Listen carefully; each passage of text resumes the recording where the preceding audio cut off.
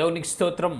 ప్రియమైన వారలారా, రక్షకుడును ప్రభు అయిన యేసుక్రీస్తు వారి నామంలో మీకు శుభములు వందనాలు తెలియజేస్తూ ఉన్నాం. దేవుడు మిమ్మలను, మీ బిడ్డలను, మీ కుటుంబములను దీవించి ఆశీర్వదించునుగాక. ఆమెన్. God bless you. దేవునికి స్తోత్రం. హల్లెలూయా. ప్రియమైన దేవుని పిల్లలారా, గత కొన్ని వారాలుగా మనము దావీదు భక్తుని యొక్క జీవిత చరిత్రను స్టడీ చేస్తూ ఉన్నాం. దావీదు భక్తుణ్ణి దేవుడు అంచెలంచెలుగా అభివృద్ధి చేసి ఒక సాధారణమైనటువంటి స్థితిలో నుంచి రాజుగాను, చక్రవర్తిగాను, సామ్రాట్టుగాను చేసి తన వంశమును స్థిరపరిచినట్లుగా, ఆశీర్వదించినట్లుగా మనము చూస్తాం. ప్రియమైన దేవుని పిల్లలారా, గత వారాల్లో కూడా మనము దావీదు మహారాజు యొక్క గుణగణాలను పరిశీలిస్తున్నాం. ఆయన యొక్క గుణ లక్షణాలు, దావీదు భక్తుడు ఎలాంటి గుణ లక్షణాలు కలిగి ఉన్నాడు అని మనము పరిశీలన చేస్తున్నామండి. ఈ దినము కూడా దావీదు భక్తుడికి ఉన్నటువంటి మరొక గుణ లక్షణాన్ని మనము స్టడీ చేద్దాం. చూద్దాము. లేఖన భాగము మొదటి సమూయేలు గ్రంథము 17వ అధ్యాయము 31-32 వచనములు. మొదటి సమూయేలు గ్రంథము 17వ అధ్యాయము 31-32 వచనములు. పేజీ నంబరు 238 పాత నిబంధన గ్రంథంలో ఈ వాక్య భాగాన్ని మనము చూడగలము. దావీదు చెప్పిన మాటలు నలుగురికి తెలియగా జనులు ఆ సంగతి చౌలుతో తెలియచెప్పిరి గనుక అతడు దావీదుని పిలువనంపెను. ఈ ఫిలిష్తీయుని బట్టి ఎవరి మనస్సును కృంగ నిమిత్తము లేదు, మీ దాసునైన నేను వారితో పోట్లాడుదునని దావీదు సౌలుతో అనగా. దేవునికి స్తోత్రం. ప్రార్థన చేసుకుందాం. పరిశుద్ధుడైన తండ్రి, ప్రేమస్వరూపి, మీకు వందనాలు నాయన. దయగల ప్రభా, మీకు స్తోత్రాలు చెల్లిస్తూ ఉన్నాం.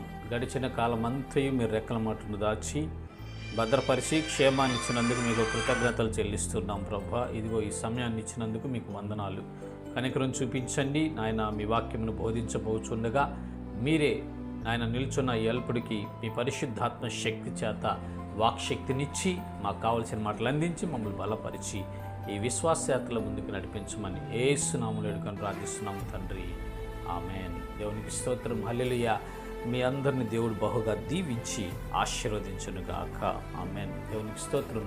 హల్లెలూయా. Praise the lord. ప్రియమైన దేవుని పిల్లలారా, చదువుబడిన వాక్య భాగాన్ని మనం ఒకసారి పరిశీలించినట్లయితే ఇక్కడ దావీదు భక్తుడు ఒక సాహసం చేయబోతున్నాడు. అక్కడ ఉన్నటువంటి సందర్భం ఏంటంటే, ఫిలిష్తీయులకు ఇశ్రాయేల్ ప్రజలకు యుద్ధం జరుగుతుంది. ఆ యుద్ధంలో ఫిలిష్తీయుల తరపు నుంచి ఒక బలవంతుడు జైంటు గొల్యాతు అనేవాడు వచ్చి సవాలు విసురుతూ ఉన్నాడు.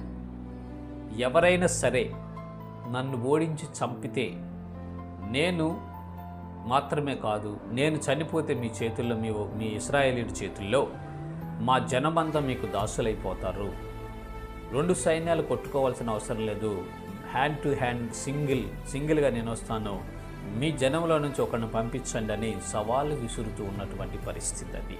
దాదాపుగా 40 రోజుల నుంచి ఆ రకంగా ప్రగల్భాలు పలుకుతూ ఉన్నప్పుడు ఆ గొల్యాతును చూసి ఆ దేహ దారుఢ్యము, ఆ కండలు, ఆ మజిల్స్, అతని యొక్క బలమును చూసి ఇశ్రాయేల్ ప్రజలందరూ భయంతో పారిపోతున్నటువంటి పరిస్థితి. రాజు అయినటువంటి సౌలు కూడా భీతి నొందేడు అని రాయబడి ఉంటుందండి. ఇదే 17వ అధ్యాయంలో మీరు తర్వాత చదువుకోండి. బహుభీతులయ్యారంట ఇశ్రాయేలీలు. భయముతో అల్లాడిపోతూ పారిపోతూ ఉన్నారు అతని ఎదుటి నుంచి. ఆ సమయంలో దావీదు భక్తుడు తన అన్నలు యుద్ధంలో పనిచేస్తున్నారని తన తండ్రి పంపించిన ఆహారం తీసుకుని అన్నలకి ఇద్దామని సైన్యంలోకి వచ్చాడండి.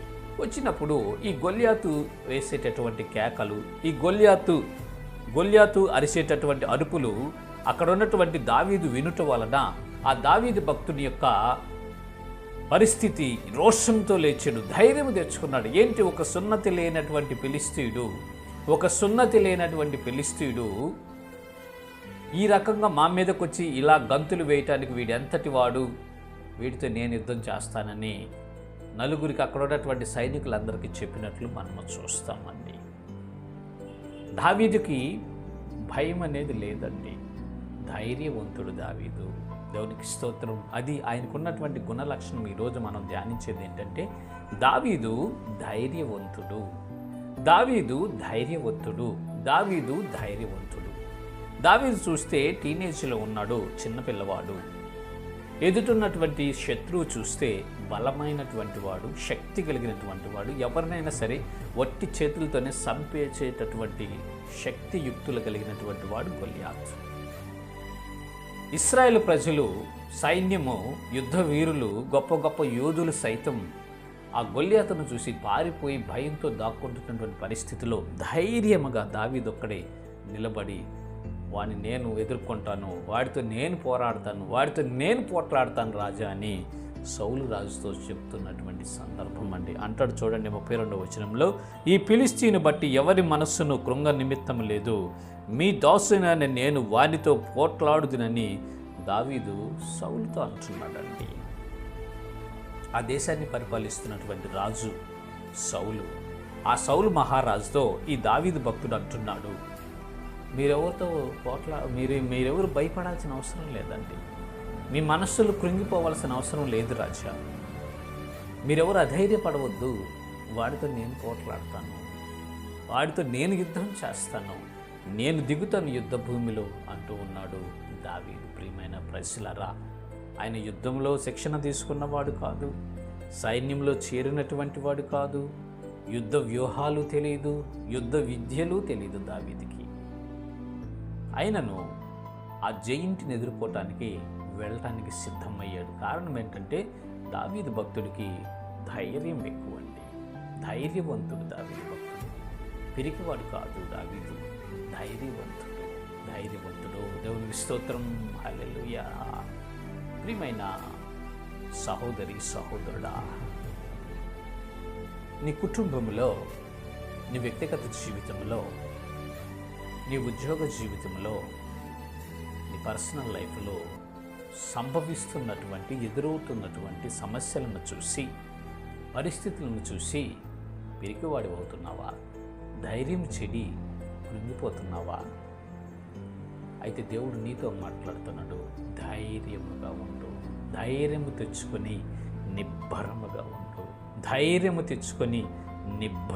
ఉండు, దేవుడు నీ కార్యం సఫలం చేస్తాడండి. ఒక వ్యాపారం పెట్టాలని, ఒక వ్యవసాయం పొలం వేయాలని, ఒక కొత్త పని చేయాలని కొంత సొమ్మును సమకూర్చుకొని, ఎక్కడెక్కడో అతి కష్టం మీద కొంత ధనమును సమకూర్చుకొని ఒక పని స్టార్ట్ చేయాలని ఆలోచిస్తున్నావా సహోదరి సహోదరుడా? అయితే దేవుడు నీతో మాట్లాడుతున్నాడు, ధైర్యం తెచ్చుకొని పని జరిగించు,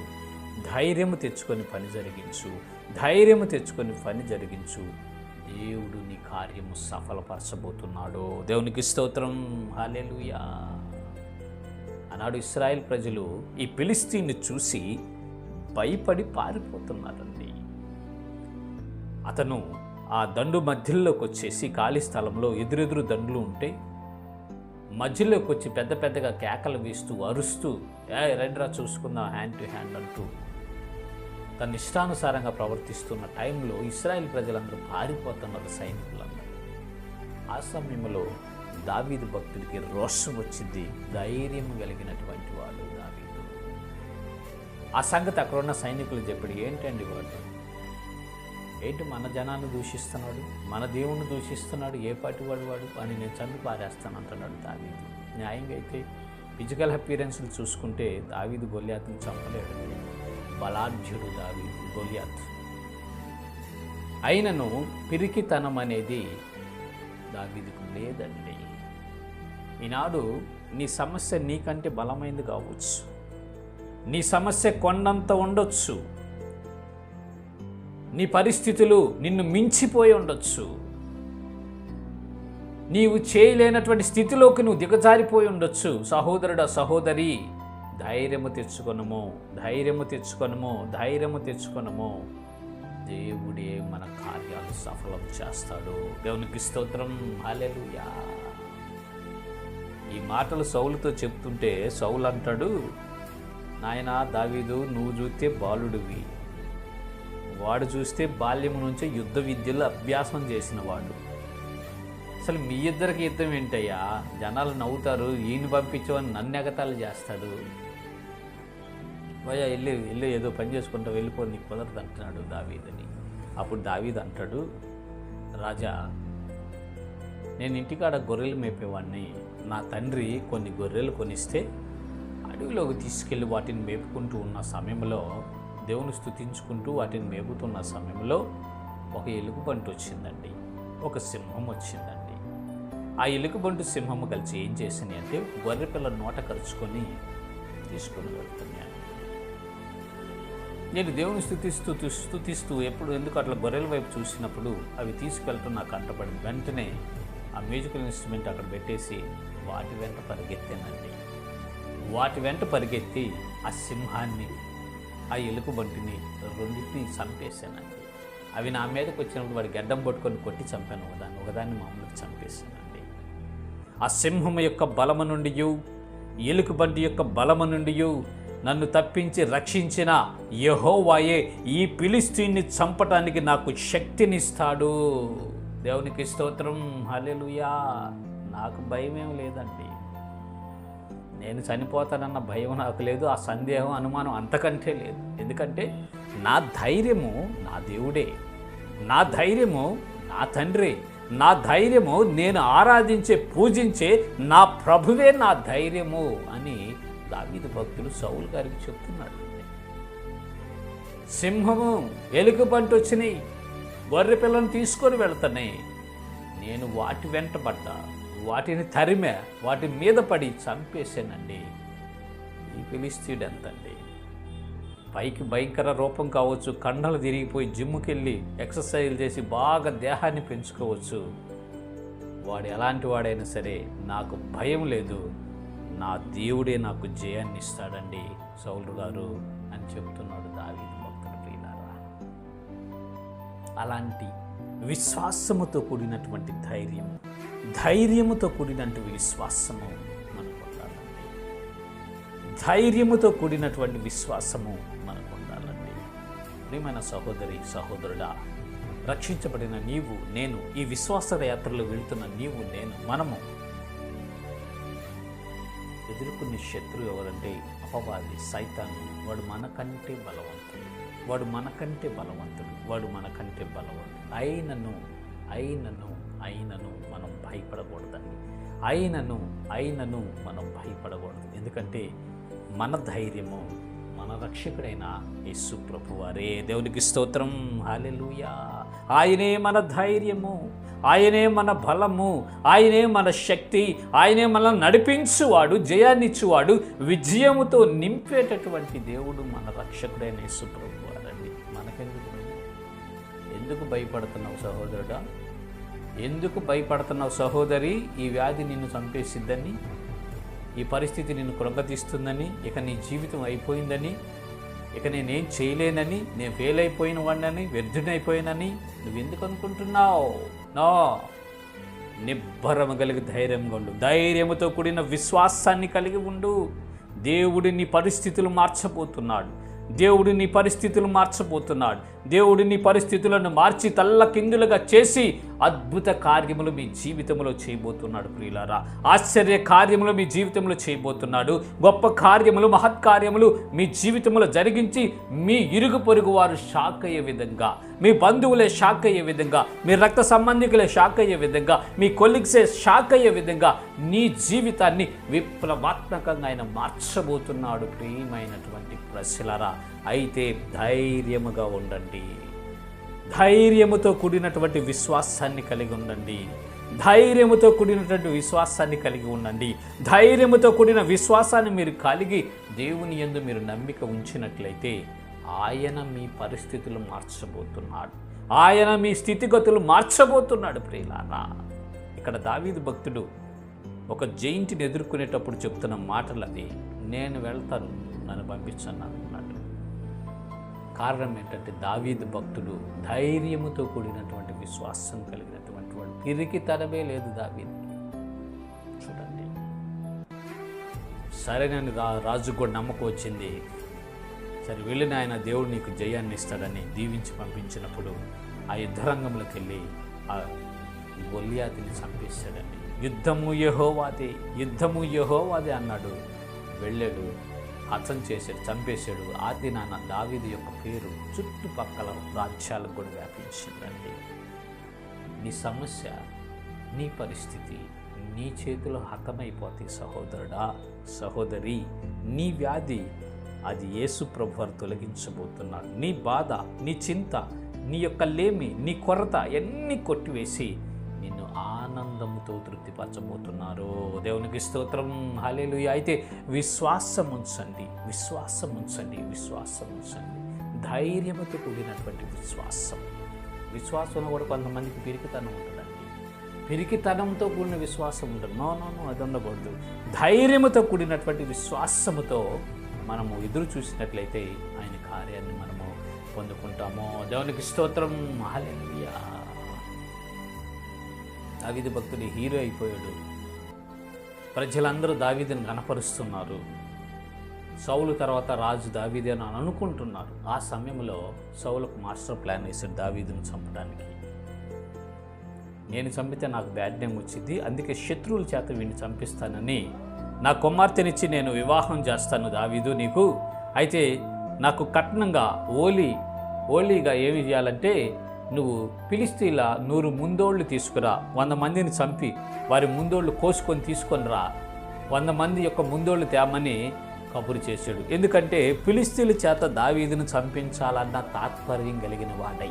ఆ మాటలు ఇక్కడ పరిశుద్ధ గ్రంథంలో గ్రంథస్థం చేయబడిన 1 సమూయేలు గ్రంథము 18వ అధ్యాయము 25, 26 వచనాలు మనం చూస్తే, అందుకు సౌలు ఫిలిష్తీయుల చేత దావీదును పడగొట్టవలనన్న తాత్పర్యం గలవాడై రాజు ఓలిని కోరక రాజు శత్రువుల మీద పగ తీర్చుకొనవలనని ఫిలిష్తీయుల 100 ముందోళ్లు కోరుచున్నాడని దావీదుతో చెప్పడనెను.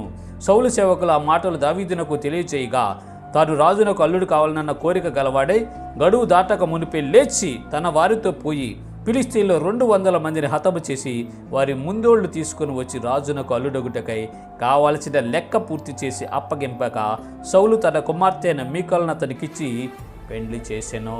దేవునికి స్తోత్రం, హల్లెలూయా. సౌలు మహారాజు కండిషన్ పెట్టాడు, తన కుమార్తెను పెళ్లి చేసుకోవాలంటే 100 ముందోళ్లు తేవాలి ఫిలిష్తీయులు అన్నప్పుడు. వీడు తెత్తానికి వెళ్ళినప్పుడు ఆ ఫిలిష్తీయులందరూ ఈ దావీదుని కొట్టి చంపేస్తాడు, హతమైపోతాడని ఆలోచనలో సౌలు ఉన్నాడు. అయితే దావీదు భక్తుడు భయపడలా. 100 కాదు కదా 1000 అయినా తీసుకొస్తా, నాకేం భయం, నా దేవుడు నాకున్నాడు, నా రక్షకుడు నాకున్నాడు, నా కాపరి నాకున్నాడు అని ధైర్యం కలిగి కొంతమంది ప్రజలను తీసుకుని వెళ్ళి ఫిలిష్తీయుల దేశం వెళ్ళిపోయి అక్కడ ఉన్నటువంటి ప్రజలు కొంతమంది ముందోళ్ళు 200 తెచ్చాడు. 100 దమ్మంటే 200 తెచ్చాడండి. ధైర్యం కలిగినటువంటి వాడు, పిరికితనం కాకుండా ధైర్యవంతుడు దావీదు. మన జీవితంలో కూడా ఏ పరిస్థితుల్లోనైనా మనము ధైర్యాన్ని విడవకూడదండి. మన జీవితంలో ఏ పరిస్థితుల్లోనైనా మనము ధైర్యం చెడి పిరికి వారిగా మనం ఉండకూడదు. ప్రకటన గ్రంథంలో ఒక చక్కని మాట రాయబడి ఉంటుంది, పిరికివారు దేవుని రాజ్యంలో ప్రవేశించలేరు. పిరికివారు దేవుని రాజ్యంలో ప్రవేశించలేరు. పిరికివారు దేవుని రాజ్యంలో ప్రవేశించలేరు. ప్రియులారా, దయచేసి గమనించండి, ధైర్యవంతులుగా మనం ఉండాలి. విశ్వాసముతో కూడినటువంటి ధైర్యం, అది ధైర్యముతో కూడినటువంటి విశ్వాసం మనకు ఉండాలండి. ఈ దావీదు భక్తుడు ధైర్యవంతుడండి. సింహానికి భయపట్ల, ఎలుగుబంటికి భయపట్ల, జైంట్ అయిన గొల్యాతుకు భయపట్ల, శత్రువులైన ఫిలిష్తీయులకి భయపట్ల, దేనికి భయములు పడట్లా. కారణం ఏంటంటే అతను దేవుని యందు భయభక్తులు కలిగి ఉన్నాడు, దేవుని చిత్త ప్రకారం నడుచుకుంటున్నాడు, దేవుని మార్గంలో ఉన్నాడు. కాబట్టి దేవుని యందు పరిపూర్ణమైన నమ్మిక ఉంచాడు. కాబట్టి ఆయనకు ధైర్యం ఎక్కువగా ఉంటుంది. పిల్లరా, ఈనాడు నీవు మాటి మాటికి భయపడుతున్నావంటే దేవుని యందు నీకు నమ్మిక సరిగా లేదు. ప్రియులారా, దయచేసి గమనించండి, దేవుని యందు నమ్మిక ఉంచుకోండి, అప్పుడు మీరు ధైర్యం కలిగి నడుచుకుంటారు. దేవునికి స్తోత్రం, హల్లెలూయా. ఆ తర్వాత సౌలు రాజు దావీదుని చంపాలని అనేక రకాలుగా ప్రయత్నం చేస్తూ ఉన్నప్పుడు సౌలు చేతిలోంచి పారిపోయి అరణ్యాల్లో, గుట్టల్లో, ఎడారుల్లో, లోయల్లో తిరుగుతూ ఉన్నప్పుడు ఒకసారి సౌలు ఏం చేశాడంటే ఒక 3000 మందిని ఏర్పాటు చేసుకుని జీపు అనే ఒక అరణ్యంలోకి తీసుకుని వెళ్ళాడు. దావీదు ఆడ ఉన్నాడని తెలిస్తే జీపు అనే అరణ్యంలో 3000 మంది సైనికులతో సౌలు దావీదును పట్టుకుందామని వెళ్ళాడండి. ఆ సమయంలో వాళ్ళు అలసట వలన ఒక చెట్టు కింద నిద్రపోతుంటే చుట్టూ సైనికులు పడుకున్నారు. సౌలు చుట్టూ సైన్యాధిపతి, సైనికులందరూ పడుకుంటే దావీదు భక్తుడు అంటున్నాడు, వారిని చూసి సౌలు దగ్గరికి వెళ్ళి వాడిని చూసి వస్తాను, నాతో ఎవరు వస్తారంటే అభిషేక్ అనే వ్యక్తి వస్తానన్నాడు. వాళ్ళిద్దరూ వెళ్ళి సౌలు తలకడ దగ్గర ఉన్నటువంటి నీళ్ల బుడ్డినను ఆయన ఈటెను తీసుకొని వచ్చినట్లు మనం చూస్తాం. సౌలు దగ్గరకు వెళ్ళి ఆ 3000 మందిలోకి వెళ్ళి ఆ నీళ్ల బుడ్డిని వీటిని తీసుకొచ్చాడు. కారణం ఏంటంటే దావీదు భక్తుడు ధైర్యవంతుడండి, పిరికివాడు కాదు. ఏ పరిస్థితిలోనూ దావీదు భక్తుడికి పిరికితనం లేదు. ప్రియమైనటువంటి ప్రజలారా, ధైర్యం కలిగి ఉంటాడు, పరిస్థితులను ధైర్యంగా ఎదుర్కొంటాడు. ధైర్యశాలి దావీదు. అసలు ఈ దావీదు భక్తుడికి ఈ ధైర్యానికి కారణం ఏంటి అని మనం ఒకసారి ఆలోచించినట్లయితే మొదటి సమూయేలు గ్రంథము 30వ అధ్యాయము 6వ వచనం మనం చూసినట్లయితే 6వ వచనంలో ఈ రీతిగా రాయబడి ఉంటూ ఉన్నది. దావీదు మిక్కిలి దుఃఖపడెను, మరియు తమ తమ కుమారులను బట్టి కుమార్తెలను బట్టి జనులందరికీ ప్రాణము విసిగినందున రాళ్ళు రువి దావీదును చంపుదాం రండని వారు చెప్పుకొనక దావీదు తన దేవుడైన యెహోవాను బట్టి ధైర్యము తెచ్చుకొనెను. దేవునికి స్తోత్రం, హల్లెలూయా. ఇక్కడ సందర్భం ఏంటంటే దావీదుకి కొంతమంది జనులు ఏర్పాటయ్యారండి. కొంత సైన్యము దావీదుకు ఉన్నారు. శత్రు దేశంలో నివసిస్తున్నాడు. అకీషు రాజునత్త ఉన్నాడు. వారు ఇశ్రాయేలు మీదకి దండెత్తి వచ్చినప్పుడు నువ్వు కూడా వస్తావా మీ జనుల మీద కంటే, నేను నీ దాసుని కాబట్టి వస్తానయ్యా అన్నాడు దావీదు. అయితే ఫిలిష్తీయుల సర్దారులు కొంత దూరం వెళ్ళిన తర్వాత దావీదు మనతో రావటానికి వీల్లేదు, తన స్వజనులతో యుద్ధం చేసేటప్పుడు వాళ్ళతో చేతులు కలిపి మనకు నష్టాన్ని కలిగిస్తాడు కాబట్టి దావీదుని తిప్పి పంపించు అకీషు అని రాజుకు చెప్పారు ఫిలిష్తీయుల సర్దారులు. ఫిలిష్తీయుల సర్దారుల మాట విని రాజు ఏం చేశాడంటే దావీదుతో మాట్లాడు, దావీదు నువ్వు యుద్ధానికి రావడానికి వీల్లేదు, నువ్వు ఎక్కడైతే నివసిస్తున్నావో ఆ సిక్లగ్కు వెళ్ళిపో అని ఆజ్ఞాపిస్తాడు. సరేనని దావీదు తన జనాన్ని తీసుకొని తన సొంత తను నివసిస్తున్నటువంటి ప్రాంతమైన సిక్లగు అనే ప్రాంతానికి వచ్చినప్పుడు దూరం నుంచి చూస్తే ఆ ఊరిలో నుంచి పొగలు లెగుస్తున్నాయి, ఇళ్ళన్నీ తగలబడిపోయాయి. పశువులు లేవు, స్త్రీలు లేరు, పిల్లలు లేరు, ఎవ్వరు లేరు, ఇళ్ళన్నీ కాలిపోయి ఉంటే అక్కడ జరిగింది ఏంటంటే అమాలేకీయులు దండెత్తి వచ్చి ఆ సిక్లగు ప్రాంతాన్ని తగలబెట్టి అక్కడ ఉన్నటువంటి పిల్లలను, స్త్రీలను, ఆస్తిని దోచుకొని వెళ్ళిపోయారు. ఈ దావీదుతో ఉన్నటువంటి సైనికులు అప్పటి వరకు రాజా మా నాయకుడు నీవేనయ్యా, నువ్వు ఎట్లా చెబితే అలా వింటామయ్యా, నీ మాట శిరస వహిస్తాం రాజా, నువ్వే మా రాజువి, నువ్వే మాకు నాయకుడు అని చెప్పి డబ్బాలు కొట్టినటువంటి ప్రజలే వాళ్ళ భార్యలు, బిడ్డలు ఆస్తి పోయేసరికి దావీదు మహారాజు మీద కోపం పెంచుకున్నారు. అక్కడ రాయబడిన మాట ఏంటంటే చూడండి, వారి యొక్క పిల్లలను బట్టి, భార్యలను బట్టి, వారి ఆస్తులను బట్టి బిగ్గరగా ఏడ్చారంట. దావీదు కూడా ఏడ్చాడు. దావీదు ఇద్దరు భార్యలను బట్టి ఏడుస్తున్నప్పుడు వారు ఏమంటున్నారంటే తమ తమ కుమారులను బట్టి, కుమార్తెలను బట్టి జనులందరికీ ప్రాణము విసికినందున రాళ్ళు రువ్వి దావీదును చంపుదము రండి అని చెప్పుకుంటున్నారు అక్కడున్న సైనికులు. అసలు ఈ పరిస్థితికి కారణం ఈ దావీదేను. ఈ దావీదు అటు తీసుకెళ్ళిపోయినట్టయితే మన భార్యలతో మనం ఉండేవాళ్ళని, ఈ దావీదే ఆ యుద్ధానికి తీసుకెళ్ళిపోయినట్లయితే మన ఆస్తి పోయేది కాదు, మన బిడ్డలు పోయేవాళ్ళు కాదు, మన భార్యలు ఉండేవాళ్ళు. ఈ పరిస్థితికి కారణం దావీదే. ఈ దావీదుని రాళ్ళతో రువి చంపేద్దాం రండి అని ఒకళ్ళొకళ్ళు మాట్లాడుకుంటూ ఉన్నారండి. ఇంకా కొన్ని నిమిషాల్లో రాళ్ళు తీసుకుని దావీదుని కొట్టి చంపేటటువంటి పరిస్థితి అది. ఎవరి మాట వినేటట్లేరు, వాళ్ళు బాగా దుఃఖంలో, వేదనలో ఉన్నారు, రాళ్ళు తీసుకుంటున్నారు. ఆ సమయంలో దావీదు భక్తుడు ఏం చేశాడంటే వారు చెప్పుకొనగా దావీదు తన దేవుడైన యెహోవాను బట్టి ధైర్యము తెచ్చుకొనెను. దేవునికి స్తోత్రం, హల్లెలూయా. ప్రియమైన దేవుని పిల్లలారా, దావీదు భక్తుడు ఏ స్థితిలోనైనాను ధైర్యం విడవలేదండి. ప్రాణం పోయే పరిస్థితి ఏర్పడినా సరే ధైర్యవంతుడిగా ఉన్నాడండి. ఆ సమయంలో దావీదు దేవునిని బట్టి ధైర్యం తెచ్చుకున్నాడండి. దేవునిని బట్టి ధైర్యం తెచ్చుకున్నాడు. ప్రియమైన సహోదరి, సహోదరుడా, మనము కూడా దేవునిని బట్టి ధైర్యం తెచ్చుకోవాలి. మనకు సంభవించబోయే ఏ పరిస్థితి అయినా సరే నా దేవుడు నాకున్నాడు, ఆ సర్వాధికారి నాకున్నాడు, సర్వాన్ని సృష్టించినటువంటి దేవుడు నాకున్నాడు, నాకేమి కాదు, నా దేవునికి సమస్తము తెలుసు, ఆయన సమస్తమును సాధ్యపరచగలడు, అసాధ్యం అనేది నా దేవునికి లేదు అనే ఒక స్థిరమైన విశ్వాసము, ధైర్యము కలిగి మనం ముందుకు వెళ్ళాలండి. నిత్యము ప్రార్థన చేస్తూనే ఉంటావు సహోదరి, సహోదరుడా. దేవునితో కనెక్ట్ అయ్యే ఉంటావు, దేవుని ద్వారా అనేక కార్యాలు నువ్వు చూసి పొందుకుంటావు. కానీ కొన్ని పరిస్థితుల్లో బలహీనపరచబడుతున్నావు, పిరికివాడిగా మార్చబడుతున్నావు. పిరికితనం నీలో వస్తుంది. పిరికితనం, అల్ప విశ్వాసం. ఎందుకు నీవు అల్ప విశ్వాసంలోకి వెళ్ళిపోయి పిరికితనంలోకి వెళ్ళిపోతున్నావు? ధైర్యము తెచ్చుకో. ఆనాడు దావీదు భక్తుడు దేవునిని బట్టి ధైర్యం తెచ్చుకున్నాడండి. తన భార్యలు, బిడ్డలు, ఆస్తి దోచుకుని వెళ్ళిపోయి ఇళ్ళని తగలబెట్టేశారు శత్రువులు. అలాంటి సమయంలో కూడా, అలాంటి కృంగుదల సమయంలో కూడా, అలాంటి నిస్సత్తువ సమయంలో కూడా దావీదు భక్తుడు దేవునిని బట్టి ధైర్యం తెచ్చుకున్నాడు. మన జీవితంలో సంభవించే ఏ పరిస్థితిని బట్టైనా సరే, మనకు సంభవించబోయే ఏ స్థితిగతులను బట్టైనా సరే, మనము దేవునిని బట్టి ధైర్యం తెచ్చుకోవాలండి. మన రక్షకుడు, మన ప్రభు అయిన యేసుక్రీస్తు వారిని బట్టి మనము ధైర్యవంతులుగా మార్చబడాలి. సమస్య, వ్యాధి, బాధ, ఇబ్బంది, లేమ, కొరత, మానసిక సంబంధమైన రుగ్మత, దీర్ఘకాలకు వ్యాధి, రకరకాల పరిస్థితుల, ఆఫీసులో ప్రెజరా, ఉద్యోగంలో ప్రెజరా, ఇంట్లో ప్రెజరా, ఇంట్లో సమాధానం లేదా ఏ పరిస్థితి అయినా సరే, ఏది సిచ్యువేషన్ ఏదైనప్పటికీ మనము ధైర్యము తెచ్చుకోవాల్సింది ఏంటంటే దేవునిని బట్టి. దేవునికి స్తోత్రం, హల్లెలూయా.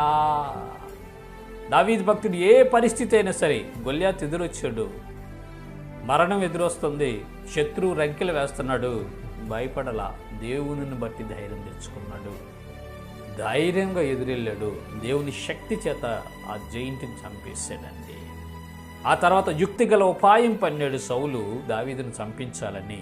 ఫిలిష్తీయుల ముందోళ్ళు అడిగి ధైర్యం కలిగి దేవుని మీద భారం ఉంచి వెళ్ళాడు. ఫిలిష్తీయులను 200 మంది ముందోళ్ళు తీసుకొచ్చి వేశాడు. ఆ తర్వాత పరిస్థితి, తన బిడ్డలను, భార్యలను పోగొట్టుకొని తనతో ఉన్నటువంటి సైనికులే దావీదు మీదకి తిరుగుబాటు చేసి దావీదును చంపాలని రాళ్ళు తీసుకుంటున్నటువంటి పరిస్థితి. అలాంటి సమయంలో కూడా దావీదు ధైర్యము తెచ్చుకున్నాడు. కేవలము దేవునిని బట్టి అతను ధైర్యము తెచ్చుకొని, ధైర్యము కలిగి, నిబ్బరము కలిగి దేవునికి ప్రార్థన చేయటం వలన, దేవునిని అడిగి, ప్రభువా మరి ఈ దండుని నేను తన మీద నాకు అప్పగిస్తావా ప్రభువా, నా ప్రజల్ని, నా ఆస్తిని, మా జనాంగాన్ని అన్నప్పుడు తరువు నేను నీకు అప్పగిస్తానని దేవుడు సెలవిచ్చాడండి. అక్కడ దేవుని యందు విశ్వాసం ఉంచాడు. ధైర్యముతో కూడినటువంటి విశ్వాసముతో కూడినటువంటి ధైర్యము దావీదుది. ఈనాడు మన పరిస్థితి ఏంటి? ఎలా ఉన్నాం మనం? పిరికివారుగా ఉన్నామా? ధైర్యవంతులుగా ఉన్నామా? శరీరం మీద రోగం వస్తే తెలిసింది మన ధైర్యం ఏంటో, మన విశ్వాసం ఏంటో. ఏది వచ్చినప్పటికీ ప్రియమైన దేవుని పిల్లలారా, ధైర్యము మనం విడిచిపెట్టకూడదు, ధైర్యవంతులుగా మార్చబడాలి. ఎందుకంటే మనము రక్షించబడి, యేసుక్రీస్తు రక్తములో కడగబడి, ముద్రించబడి దేవుని బిడ్డలుగా ఉన్నాం. దేవుడే మనకు తండ్రి. ఇక మనకు భయం ఉండకూడదు. ధైర్యవంతులుగా మనం జీవిద్దాం. ఏ పరిస్థితినైనా దేవునికి అప్పగించి ఆయన ద్వారా పరిష్కారాన్ని పొందుకొని ధైర్యంగా ఈ విశ్వాసయాత్రలో ముందుకు కొనసాగుదాం. ఆనాడు దావీదు భక్తుడు తన జీవితంలో ధైర్యం కలిగి అనేక సాహస కార్యాలు, అద్భుత కార్యాలు, ఆశ్చర్య కార్యాలు జరిగించి గొప్పవాడిగా మార్చబడ్డాడు. దేవుని శక్తిని అనుభవించాడు, సాక్షిగా ఉన్నాడు. ఈనాడు మనము కూడా ధైర్యవంతులుగా ఉండి దేవుని యొక్క కృప పొందుకొని దేవుని ద్వారా అనేక గొప్ప కార్యాలు మనము, మన బిడ్డలు, మన కుటుంబంలో జరిగించుకొని సాక్షి బిడ్డలుగా నిలబడదాం. ఇటు కృప దేవుడు మనందరికీ కలుగు చేయనుగాక. ఆమేన్. God bless you. దేవునికి స్తోత్రం. హల్లెలూయా.